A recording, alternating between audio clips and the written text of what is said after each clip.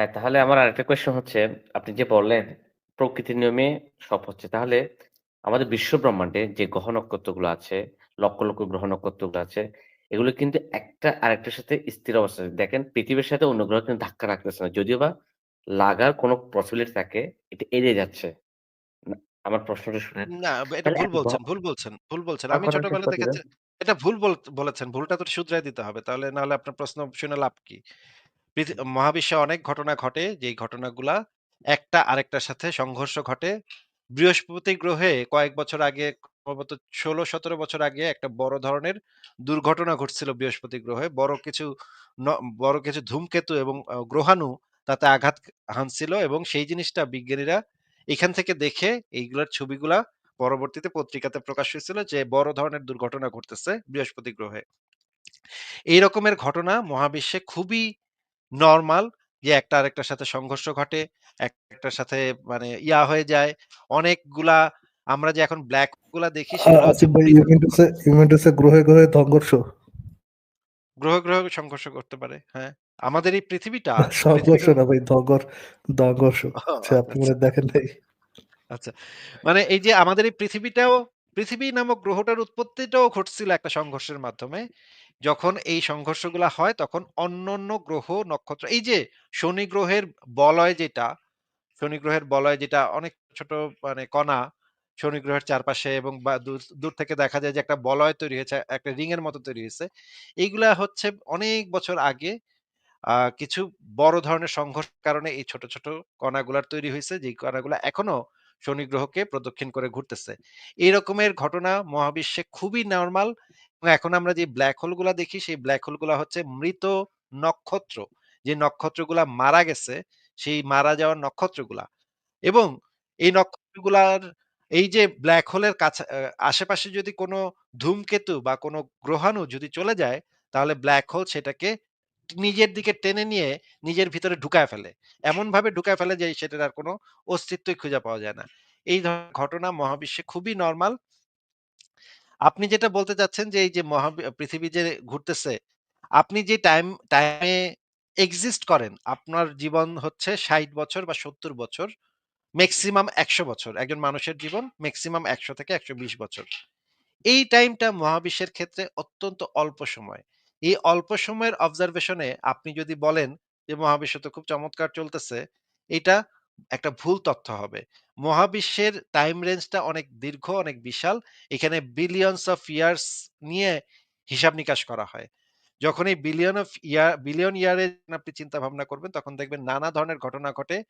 নানা নতুন, নতুন গ্রহের উৎপত্তি ঘটে, নতুন, নতুন নক্ষত্র সংঘর্ষ হয়, নতুন, নতুন গ্রহের সংঘর্ষ হয়, নতুন, নতুন গ্রহাণু তৈরি হয়, উপগ্রহ তৈরি হয়, আবার উপগ্রহ ধ্বংস হয়ে যায়। এরকমের ঘটনা ঘটা খুবই নরমাল ব্যাপার। তবে আপনার লাইফ টাইমে হয়তো আপনি এরকম দেখবেন খুবই কম। কিন্তু যদি এটা বড় টাইম রেঞ্জে আপনি হিসাব করেন তাহলে দেখবেন এটা অসংখ্য, অসংখ্য ঘটনা মহাবিশ্বে ঘটে। তাহলে আপনার কথা অনুসারে যদি এই ধরনের কিছু না থাকে, তাহলে পৃথিবীর বাইরে কি এলিয়েন টাইপের কিছু আছে? এটা কি আপনি মনে করেন?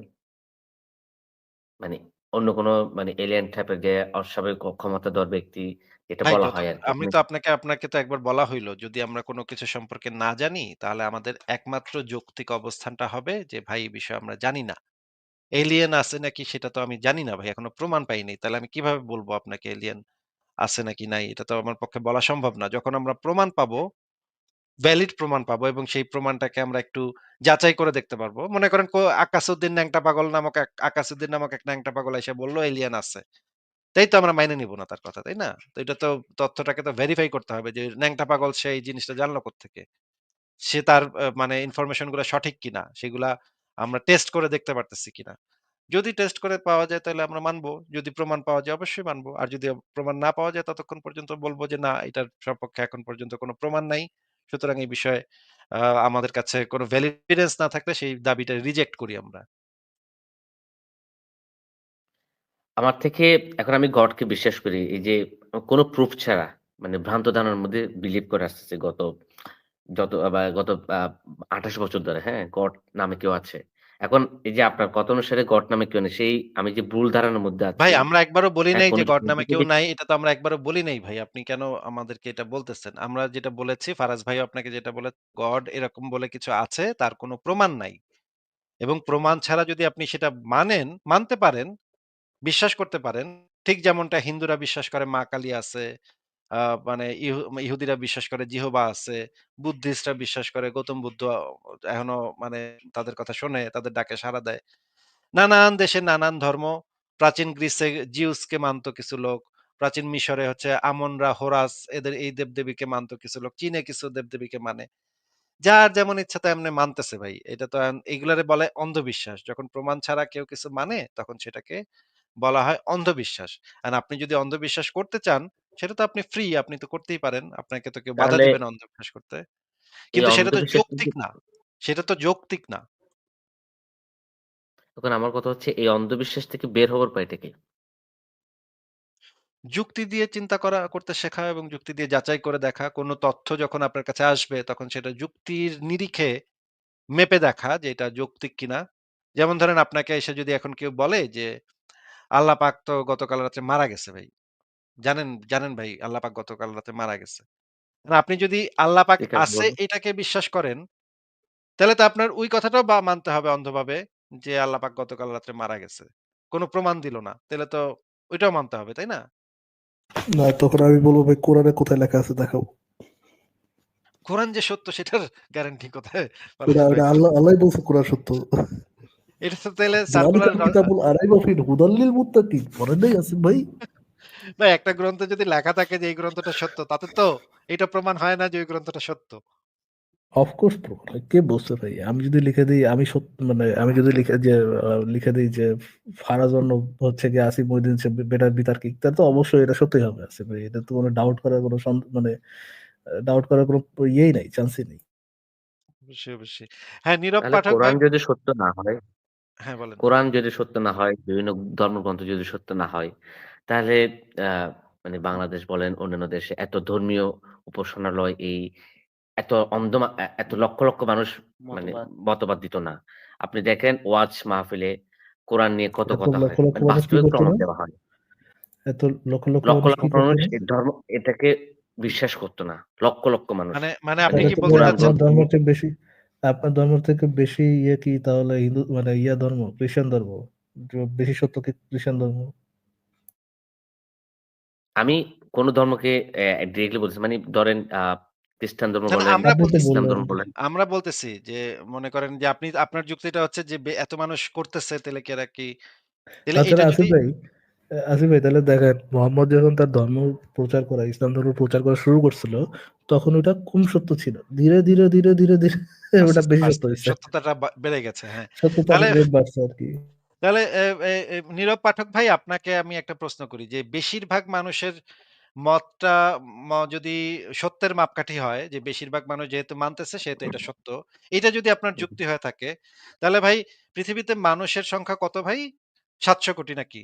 ৭০০ কোটি, হ্যাঁ। আর ইসলাম ধর্ম বিশ্বাস করে কত কোটি? ৪০০? ৪০০ কি বলেন ভাই? ১৬০ কোটি। কি কি কন ৬০ কোটি, ৪০০ সরি আমি ওকে। আচ্ছা খ্রিস্টান ধর্ম বেশি লোক। হুম, হুম। ১৬০ কোটি ইসলাম ধর্মে বিশ্বাস করে ৭০০ কোটির ভিতরে। তাহলে বাকি থাকে কত ভাই? ৭০০ থেকে ১৬০ ছেলে তাহলে থাকে আর ৫০০ না ৫৮০ সরি ৫০০ ৫৪০ নাকি? ৫৪০, হ্যাঁ।